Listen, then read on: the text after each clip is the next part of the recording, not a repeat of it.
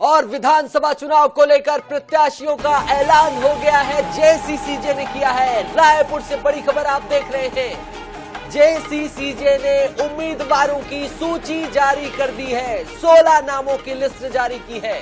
नाम सुनिएगा ध्यान से। पंडरिया से रवि चंद्रवंशी, कवर्धा से सुनील केसरवानी, खैरागढ़ से लक्की कुंवर नेताम, डोंगरगढ़ से लोकनाथ भारती, राजनांदगांव से शमशुल आलम, डोंगरगांव से मुकेश साहू, ये सभी नाम हैं जो जारी किए गए हैं जेसीसीजे के द्वारा।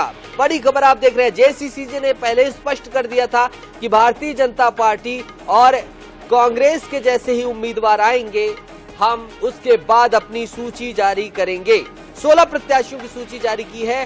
पहली सूची बताया है, पहले चरण को मतदान में ध्यान में रखकर पंडरिया, कवर्धा, खैरागढ़, राजनांदगांव, बस्तर, जगदलपुर, चित्रकूट और दंतेवाड़ा जैसी 16 सीटों पर प्रत्याशी घोषित किए गए हैं। 24 घंटे पहले आम आदमी पार्टी छोड़कर जनता कांग्रेस में शामिल हुए कोंडागांव के शंकर नेताम को जनता पार्टी ने प्रत्याशी बनाया है। शंकर अब तक आम आदमी पार्टी में कोंडागांव जिले के अध्यक्ष के रूप में काम कर रहे थे। इसी के साथ अमित जोगी की यह टीम चुनावी मैदान में भाजपा और कांग्रेस के सामने कमर कसेगी। पिछली बार बसपा और जेसीसीजे के गठबंधन ने 5 सीटें हासिल की थी, बड़ी सफलता हासिल की थी, जैसे कि नवोदित दल होता है उस लिहाज से। बहरहाल अभी वक्त है इस सूची के बारे में बात करने का। तो आपकी टीवी स्क्रीन पर जो सभी नाम दिखाई दे रहे हैं, वो सभी नाम एक एक करके हम आपको बता रहे हैं। पंडरिया से रवि चंद्रवंशी, कवर्धा से सुनील केसरवानी, खैरागढ़ से लक्की कुंवर नेताम, डोंगरगढ़ से लोकनाथ भारती, राजनांदगांव से शमशुल आलम, डोंगरगांव से मुकेश साहू, खुज्जी से विनोद पुराम, मोहला मानपुर से नागेश पुराम, कोंडागांव से शंकर नेताम, नारायणपुर से बलिराम कचलाम, बस्तर से सोनसाई कश्यप, जगदलपुर से नवनीत चांद, चित्रकूट से भारत कश्यप, दंतेवाड़ा से बेला तेलाम, बीजापुर से रामधर जुरी और कोंटा से देवेंद्र तेलाम का नाम जेसीसीजे ने निकाल दिया है। पहली टीम आ गई है। सहयोगी मोनिका दुबे हमारे साथ जुड़ रही है। मोनिका, 16 लोगों की टीम उतर गई है जेसीसीजे से, क्या होगी प्रतिक्रिया? आज बिल्कुल लंबे समय से जो इंतजार था कि जनता जोगी कांग्रेस कब अपने विधानसभा चुनाव के लिए प्रत्याशियों की घोषणा करेगी, उसका इंतजार आखिरकार खत्म हुआ है। जैसा कि जनता जोगी कांग्रेस के अध्यक्ष अमित जोगी ने कहा था कि पहले बीजेपी व कांग्रेस के प्रत्याशियों की सूची का इंतजार उन्हें रहेगा, उसके बाद ही वह अपने प्रत्याशियों की जो लिस्ट है वह खोलेंगे। वो जो इंतजार है अब खत्म हो चुका है और जनता जोगी कांग्रेस ने अपने 16 प्रत्याशियों के नाम शामिल किए हैं, इसमें मुख्य विषय यह है नितेश की आम आदमी पार्टी के जिलाध्यक्ष शंकर नेताम ने कल ही जनता जोगी कांग्रेस का दामन थामा है और दूसरे ही दिन पार्टी ने उन पर विश्वास जताते हुए विधानसभा के लिए उन्हें टिकट दिया है।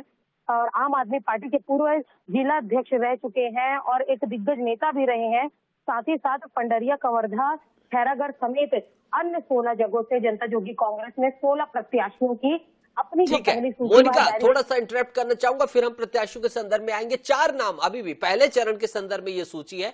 20 जगह मतदान होना है, 8 हो गई राजनांदगांव की सीटें और 12 हो गई बस्तर की। ये अभी 4 नाम क्यों होल्ड करके रखे और इसके संदर्भ में क्या जानकारी है? अमित जोगी जो अध्यक्ष है उन्होंने पहले ही कहा था कि बीजेपी कांग्रेस की सूची का उन्हें इंतजार रहेगा और अभी भी कई ऐसे पत्ते हैं जिसमें रायपुर के सभी विधानसभा सीटों की भी अगर बात की जाए तो इसके भी पत्ते उन्होंने अभी तक खोले नहीं है कि किस प्रत्याशी को वह मैदान में उतारेंगे। ऐसे में 16 प्रत्याशियों की प्रथम सूची उन्होंने जारी की है और जल्द ही पार्टी दूसरी सूची भी जारी करने वाली है। लेकिन खास जो नजर है वह बस्तर संभाग की सीटों पर जनता जोगी कांग्रेस का भी रहेगा, जैसा कि बीजेपी व कांग्रेस का रहता है, क्योंकि यह वही विधानसभा है जहां से सत्ता की चाबी होकर गुजरती है। ऐसे में जनता जोगी कांग्रेस अब विधानसभा चुनाव को लेकर बस्तर में भी अपनी पकड़ बनाना चाहती है।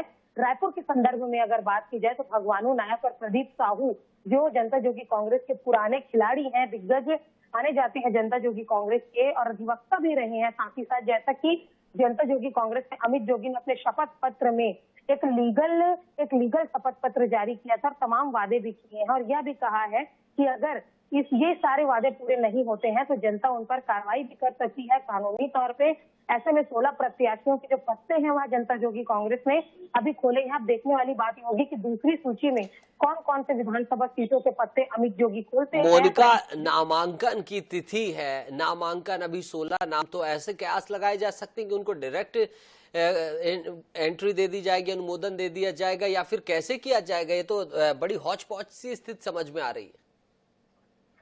अजय नितेश, बिल्कुल कहा जा सकता है कि नामांकन की तिथि भी बेहद, नामांकन की तिथि को लेकर भी यहाँ पर जो बातें हैं वह सामने आ रही है। लगातार चुनाव में भी ज्यादा वक्त रह नहीं गया है, कम वक्त है। अमित जोगी ने यह कहा था कि पिछले चुनाव में 2018 में उन्होंने 3 महीने पहले अपने प्रत्याशियों की सूची जारी की थी, जिसका खामियाजा पार्टी को भुगतना पड़ा था और कई ऐसे लोगों के नाम भी नहीं उसमें शामिल हो पाए थे। ठीक है मोनिका, आप हमारे साथ बने रहिए। एक महत्वपूर्ण खबर आ रही है, हम उसमें आपका रुख करेंगे। और इधर रायपुर में महंत राम सुंदर दास ने महापौर एजाज ढेबर से मुलाकात की है। देर रात एजाज ढेबर से मिलने पहुंचे थे महंत राम सुंदर दास। रायपुर दक्षिण से कांग्रेस प्रत्याशी हैं महंत राम सुंदर दास। कल महापौर के समर्थन में कार्यकर्ताओं ने प्रदर्शन किया था। एजाज ढेबर ने यहां से पैनल में अपना नाम दिया था, लेकिन उन्हें यहां से प्रत्याशी कांग्रेस ने नहीं बनाया। उसके बाद उनके समर्थक सड़कों पे उतर आए थे। खुद पर मिट्टी का तेल तक एक समर्थक ने डाल लिया था। और फिर उसके बाद एजाज ढेबर ने बोला था कि कांग्रेस पार्टी के लिए सब कुछ करूंगा, उम्मीद है कि मुझे आगे चलकर उम्मीदवार बनाया जाएगा, बाकी जो भी फैसला आलाकमान के द्वारा लिया जाएगा वो सम्मान वाला फैसला होगा। तमाम चीजें ये हुई थी। ये पूरा घटनाक्रम कल हुआ और अब महंत सुंदरदास रात मिलने गए इनके पास। मोनिका हमारे साथ जुड़ी है। मोनिका, ये मुलाकात के क्या मायने हैं? जी बिल्कुल, देर रात महापौर एजाज ढेबर से मिलने जो विधानसभा सीट दक्षिण के जो कांग्रेस के प्रत्याशी है महंत राम सुंदर दास, जिससे कांग्रेस ने एक बड़ा दाव खेला है बृजमोहन अग्रवाल के खिलाफ, क्योंकि महंत राम सुंदर दास जो है दक्षिण विधानसभा से प्रत्याशी बनाए गए हैं। और कल महापौर एजाज ढेबर के समर्थन में दक्षिण विधानसभा सीट से टिकट न मिलने के बाद जो उनके कार्यकर्ताओं ने राजधानी रायपुर में एक बड़ा शक्ति प्रदर्शन किया टिकट की मांग को लेकर कि महापौर एजाज ढेबर को टिकट दिया जाए। लेकिन टिकट नहीं मिलने के बाद जो प्रदर्शन खुलकर सामने आए थे, सड़क की लड़ाई लड़ने के लिए कार्यकर्ता उतर आए हैं। इसके बाद महंत राम सुंदर दास देर रात महापौर एजाज ढेबर से मिलने पहुंचे। दोनों की मुलाकात के कई मायने निकलकर सामने आ रहे हैं। कहीं ना कहीं महापौर एजाज ढेबर को मनाने की कोशिश भी एक और नजर आ रही है कि कहीं जो कांग्रेस के जो वोट हैं वह कट ना जाए। दूसरी ओर कार्यकर्ताओं के प्रदर्शन के बाद उनका मिलने जाना, इसके कई कवायद लगाए जा रहे हैं, कई मायने सामने आ रहे हैं। लेकिन अभी भी जो उत्तर विधानसभा सीट को लेकर जो सस्पेंस है वह बरकरार है, क्योंकि महापौर एजाज ढेबर ने दक्षिण व उत्तर दोनों ही जगह से अपना आवेदन भरा है कि दोनों ही विधानसभा सीटों में से एक जो टिकट है उन्हें मिले और वह दमदारी से चुनाव। ठीक है मोनिका, और देखना होगा कि अब इसके क्या सियासी मायने और ज्यादा निकल कर आते हैं और क्या एजाज ढेबर को प्रत्याशी बनाया जाता है।